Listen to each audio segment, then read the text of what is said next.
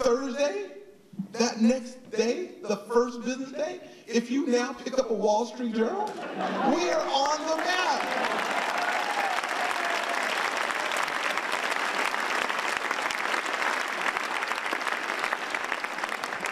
So I asked Tom Friedman, do you know where Sacramento is?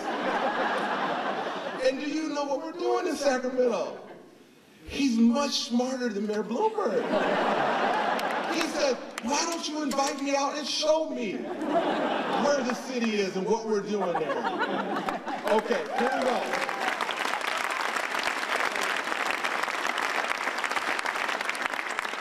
He's a person that I've been able to become friends with over the last couple of years. We've done dinner and lunch in Aspen and in Sun Valley, Idaho, seen him in DC, good friends. He's got 2 beautiful daughters, a wife. I saw them both a couple weeks ago. And you guys know me, I'm relentless. So I've been begging him to come to Sacramento. It really worked out. His story is amazing. When you talk about environment and economy and jobs and where we're going and innovation and education, he hits it all. So I did not realize that when we invited Tom Friedman that he would say yes. And then when he did say yes, we normally sell out of about 400 people for these monthly meetings. And then within literally a couple hours, we had 600 people that wanted to come. Now I was thinking, that's a rock star status on another level. So we had to move the venue here, which is one of the biggest venues that we have, not too far. So when you think about LeBron James, when you think about Kobe Bryant and Michael Jordan, those rock stars, and this man is a rock star for our country. Can we give a Sacramento welcome to the one and only 5'9" out of St. Louis Park, Minnesota, 3-time Pulitzer Prize winner, New York Times columnist, Thomas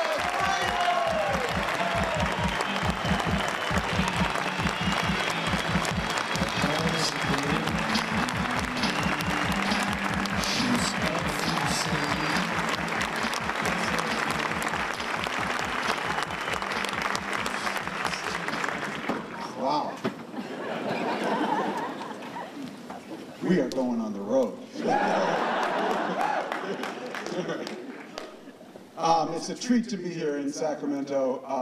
I do know where you are, and I do know what you're doing, and I'm here on my own dime for one reason, because you have a great mayor who's trying to make, I think, really important changes. This country is going to be changed, I'm afraid, from the bottom up, not from the top down, and I think it's starting right here. So that's what I think.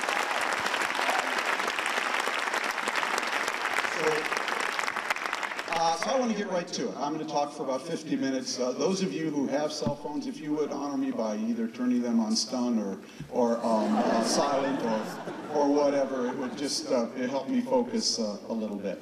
I'm going to give you 2 talks today. I don't get to Sacramento often, so I'm really going to give you 2 talks today. One is basically a sort of discussion on how I think we got into the problem we're in right now in both the market and Mother Nature. And the second is how we get out of it.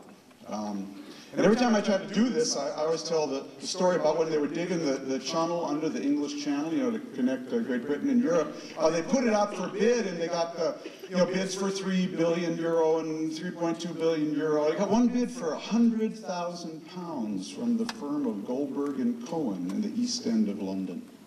For fiduciary reasons, they had to check it out. They sent a team out there, knocked on the door.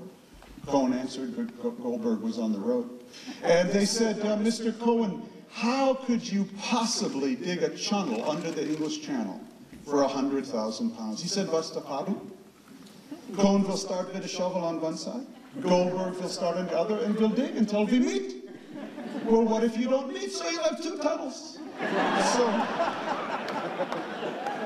So Kev, you may have 1 lecture today, you may have 2. I hope that they're going to meet. So let's get at it. So back up 1 slide just for a second, if you could. Thanks. So that's my cover. Looks like a green book. You know, lots of plants, Bosch painting and everything. Looks like a book about energy and environment. That's actually not what this book is about, to be quite honest. That's not where the motivation for me to write this book really came from. I need to begin by telling you about my own politics. A lot of people ask me, are you a conservative, are you a liberal, are you a Democrat, or a Republican?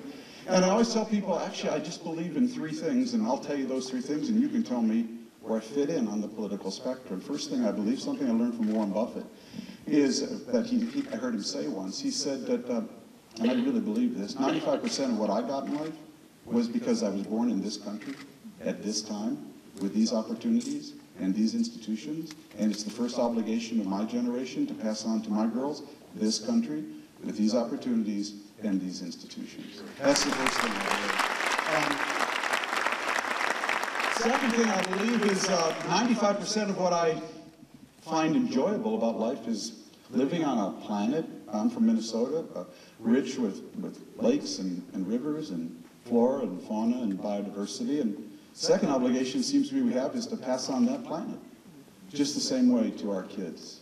Third thing I believe in, this is not a jingoistic thing, is that something I learned as a foreign affairs, both correspondent and columnist for the New York Times, a lot of bad things happen in the world without America, but not a lot of good things at scale. Not a lot of Marshall Plans, not a lot of free trade agreements, not a lot of victories in World War I or World War II. And so if we go weak as a country, we're the tent pole that actually holds up the world. If we go weak as a country, you won't just live in a different country, you will live in a different world. So thinking about America today and how we do nation building at home, how we do nation building in America, is really what's front and center on my mind. And my thoughts on green really fit into that, because I want you to know where I'm coming from. So let's go to the first slide. You know, when I think about what worries me about America today, it's a concern that we've lost our groove lately as a country. And whenever I think about that, I think about this billboard. This is an actual billboard that appeared in South Africa a couple of years ago. For those of you who can't read it, it's an advertisement for the Daimler Smart 4x4 car, and the billboard said, "German engineering, Swiss innovation, American nothing." Someone actually thought that the best way to advertise their product to a foreign audience was to advertise that it had American nothing inside. That billboard pisses me off. But it's out there, okay? And we have to take that seriously.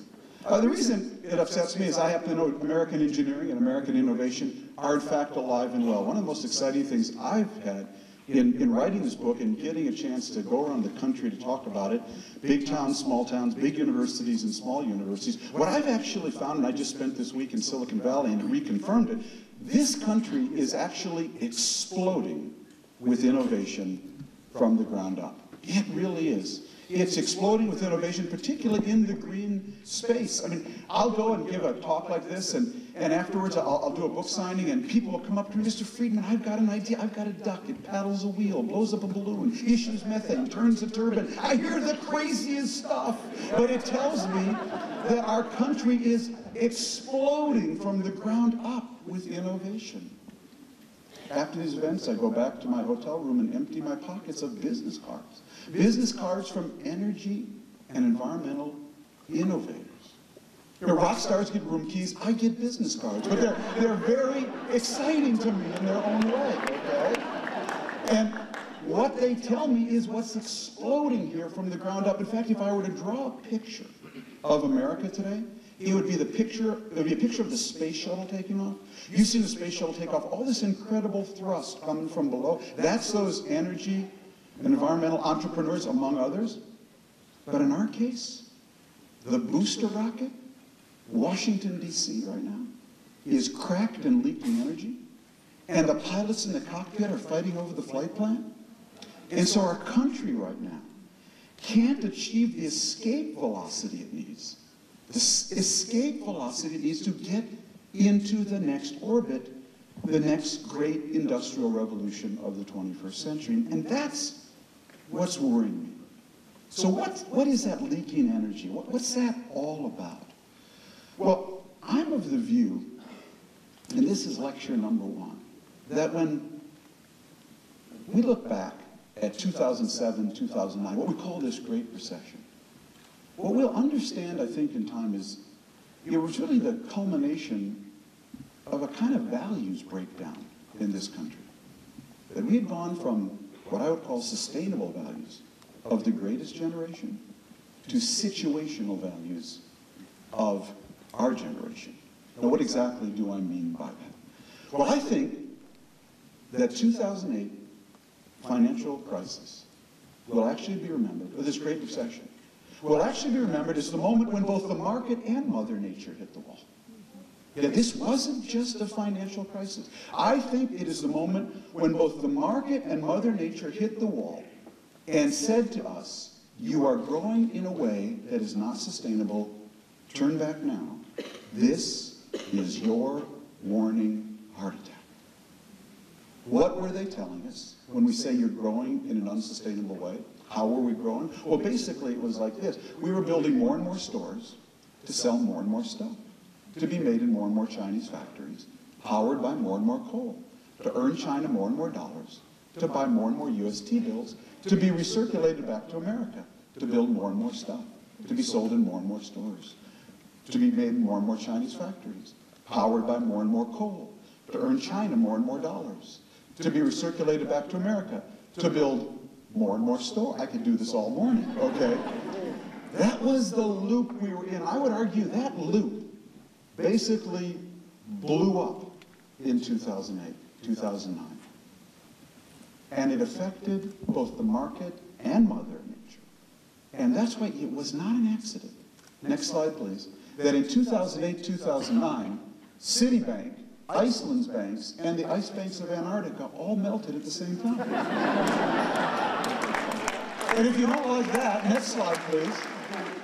That's why Bear Stearns and the polar bear both faced extinction at the same time. Now, why is that? Why is that? It's actually because they were both using the same faulty accounting. Next slide, please. What they were doing, what we were doing in both the market and Mother Nature, was underpricing risk, privatizing gains, and socializing losses. So in the market, we were massively underpricing the risk of subprime mortgages. We were allowing the banks, the brokers, who did that to privatize the gains. And then when they blew up, we socialized all the losses on the back of every American taxpayer. We've actually been doing the exact same thing, though, you need to understand, in nature. We've been massively underpricing the risk of emitting carbon molecules. We are privatizing the gains, all of us, me, you, everybody, in the form of cheap coal and cheap gasoline.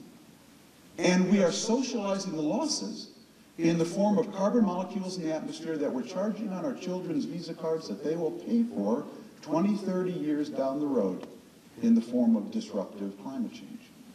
So in fact, the reason Citibank, Iceland's banks, and the ice banks of Antarctica melted at the same time, the reason the polar bear and Bear Stearns faced extinction at the same time is because in both the market and Mother Nature, we've actually been using the same faulty accounting.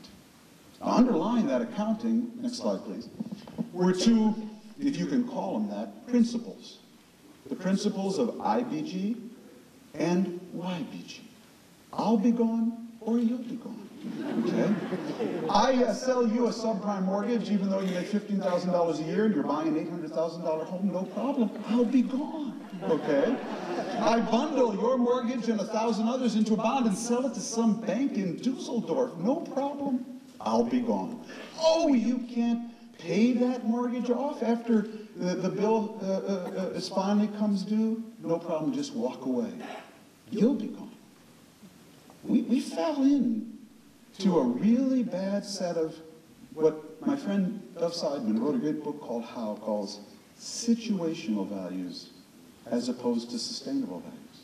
Situational values say, I will do whatever the situation allows. If the situation allows me to grant you a mortgage for an $800,000 home, even though you can only show $15,000 of income, and all I've asked of you is, can you fog up a knife?